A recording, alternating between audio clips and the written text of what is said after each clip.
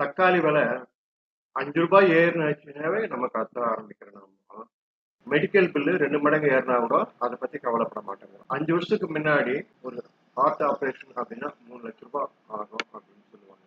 இப்போ அதே ஆபரேஷன் 6 லட்சம் 7 லட்சம் அப்படின்னு வந்து நிற்குது. ஸோ 4 மடங்கு அப்படியே ஏறிட்டே போகுது. இதுதான் மெடிக்கல் இன்ஃபிளேஷன். ஆனா நம்ம என்ன பண்றோம், நம்ம கிட்ட இருக்கிற ஒரு ₹3,00,000 பாலிசி போதும் அப்படின்னு அசால்ட்டா இருக்கிறோம்.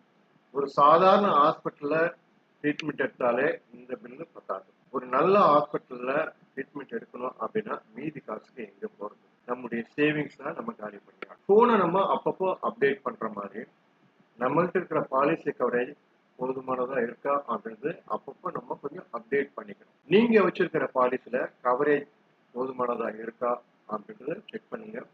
உங்களுக்கு ரிவ்யூ ஃப்ரீயா பண்ணணும் அப்படின்னா எனக்கு என்னுடைய ப்ரொஃபைல்ல வாட்ஸ்அப் லிங்க் அதை லிங்க் பண்ணி கமெண்ட் பண்ணுங்க.